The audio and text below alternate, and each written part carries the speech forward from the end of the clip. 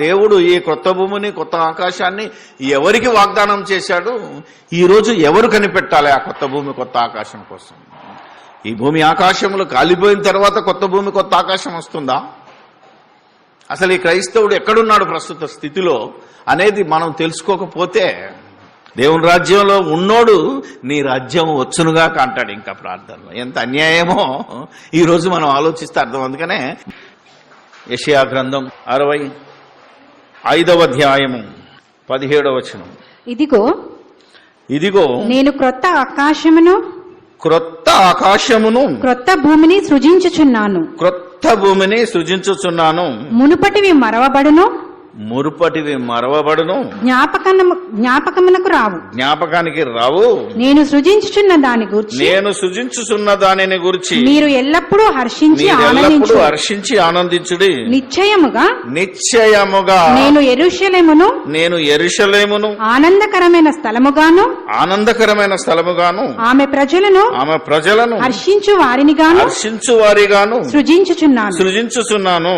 నేను యెరూషలేమును గూర్చి ఆనందించెదను, నా జనులను గూర్చి హర్షించెదను. రోదన ధ్వనియు విలాప ధ్వనియు దానిలో ఇకను వినబడవు అని చెప్పుకుంటూ వచ్చి 25 వరకు వస్తే ఆ కొత్త భూమి కొత్త ఆకాశంలో ఎలాగుంటదంటే తోడేలు మేయును, ఎద్దు వలె గడ్డి మేయును, ఆహారమును, నా పరిశుద్ధ పర్వతం, ఇవన్నీ సంఘాన్ని గురించి ఎలా వివరించాడో ఎలా ప్రవచించాడో ఈ యొక్క సంగతిని గురించి మనం ఆల్రెడీ దేవుని రాజ్యంలో జరిగేది 1000 ఏళ్ల పరిపాలనలో ఎలా జరుగుతుందో, ఎలా సింహం గడ్డి మేస్తుందో ఇవన్నిటిని మనం ఎక్స్ప్లెయిన్ చేశాం. గనక ఇది అర్థం కావాలి అంటే మరొక గంట ప్రసంగం కావాలా, లేదా మరొక బుక్ చదవాలి. మీరు ప్రస్తుతము మన ముందున్న టాపిక్ ఏంటంటే క్రొత్త భూమి కొత్త ఆకాశం. కాబట్టి వారు వాగ్దానం చేశాడు ఆయన. ఆ మాట పైనే చూశారు తప్ప దాని కింద రాసింది ఎవడు ఆలోచించటం లేదు. కొత్త భూమి కొత్త ఆకాశాన్ని సృజిస్తానన్నాడు, ఇక సృజిస్తాడనే మాట ఉంది, కానీ దాని కంటిన్యూ సబ్జెక్ట్ ఏంటో చూడండి. ఇప్పుడు వచనంలోనే ఉందాం 65లో, ఇదిగో నేను క్రొత్త ఆకాశమును క్రొత్త భూమిని సృజించుచున్నాను, మునుపటివి మరవబడును, జ్ఞాపకమునకు రావు. నేను సృజించుచున్న దానిని, సృజించుచున్న వాటినా సృజించుచున్న దాటినా. ముందు క్రొత్త భూమి క్రొత్త ఆకాశం అన్నాడు, కిందేమన్నాడు? ఆ కొత్త భూమి కొత్త ఆకాశం ఇవి రెండు కాదు, దానిని అనే మాట ప్రయోగించాడు. ఇంతకీ ఏదది? కింద చూసుకొచ్చాడు, చూసారా? నేను సృజించుతున్న దాని గురించి మీరు ఎల్లప్పుడూ హర్షించి ఆనందించుడి. నిశ్చయముగా నేను యెరూషలేమును ఆనందకరమైన స్థలంగా చేస్తాను. అంటే నేను చేస్తానన్నది యెరూషలేమును కొత్తదిగా చేస్తానన్నాను, అంతే. కొత్త భూమి కొత్త ఆకాశం అంటే ఈ భూమిని కాల్చేసి ఈ ఆకాశాన్ని కాల్చేసి మళ్ళీ కొత్తదాన్ని ఇస్తానని వాగ్దానం చేయలేదు ఆయన.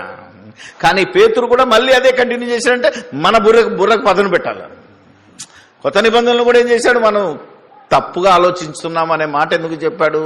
మనం ఇంకా ఆయన వాగ్దానం గురించి కొత్త భూమి కొత్త ఆకాశాన్ని ఆలోచిస్తున్నాం కాదు, మనం దేవుని ఆ యొక్క యేసు ప్రభు రాకడ కోసమే కనిపెట్టాలి అని ఎందుకు చెప్పాడంటే ఆయనకు అర్థమైన సబ్జెక్ట్. కానీ అక్కడ మళ్ళా మన బుర్రకు పని పెట్టాలి. ఈరోజు పాస్టర్లు ఎక్కడ దెబ్బతిన్నారంటే ఇక్కడ దెబ్బతిన్నారు. పేతురు కూడా అంటున్నాడు కదా కొత్త భూమి కొత్త ఆకాశం అంటున్నారే తప్ప అసలు ఆ కొత్త భూమి కొత్త ఆకాశం అనేది ఏది? అది నూతన యెరూషలేమును నేను నూతనపరుస్తాను.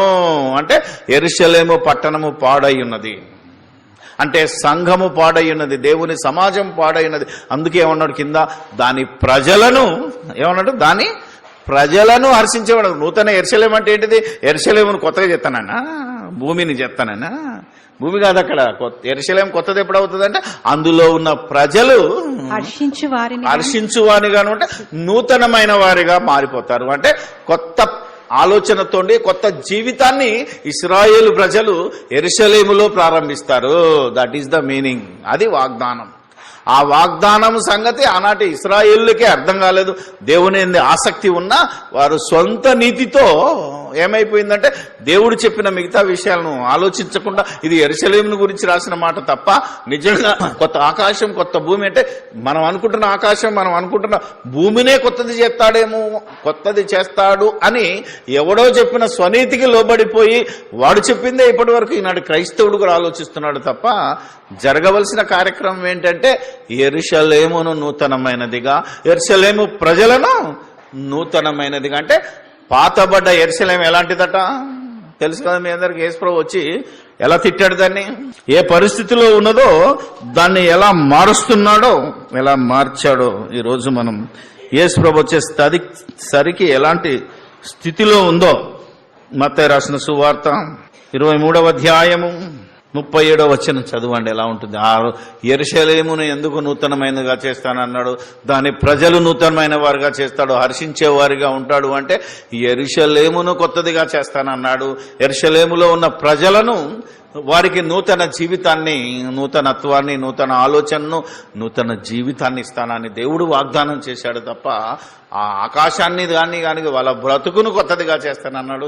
ఆ యెరూషలేములో నూతనంగా మార్చబడిన యెరూషలేములో ఎలాంటి జీవితాలు ఉంటాయో, ఒక సింహం లాంటి వాడు ఎలా గడ్డి మేస్తాడో, ఒక బాలుడు, మామూలుగా బాలుడు అంటే చిన్న వయసుగాడు, బాలుడు లాంటి మనస్తత్వం ఉన్నవాడు ఇక మరణించకుండా ఎలా ఉంటాడో ఆ విషయాలన్నీ రూపకాలంకారంలో చెప్పబడ్డాయి. ప్రకటన గ్రంథమే కాదు, ఈవెన్ యెషయా గ్రంథం కూడా దేవోక్తి దర్శనం కనుక ఇది కూడా రూపకాలంకరనే ఉంటుంది తప్ప నిజంగా సింహం గడ్డి మేస్తుంది. ఈ కాలంలో సింహం గడ్డి మేసే పరిస్థితి లేదు, అవునా కదా? అది రూపకాలంకారం చెప్పబడింది తప్ప ఇంకా ఈ జనాలు ఏమనుకుంటుంటే ఏది ఎక్కడ సింహం గడ్డి మేస్తలేదు కదా, పాము ఇలా కలిసి ఉంటలేవు కదా, అందుకే 1000 ఏళ్ల పరిపాలన రాలేదంటున్నారు తప్ప యేసు రాజ్య పరిపాలన ఎక్కడ ప్రారంభమైందో, రాజ్యం ఎక్కడుందో ఆ రాజ్యాన్ని నూతనంగా మారుస్తానని ఎలా చెప్పాడో ఇప్పుడు చూపిస్తున్నాడు.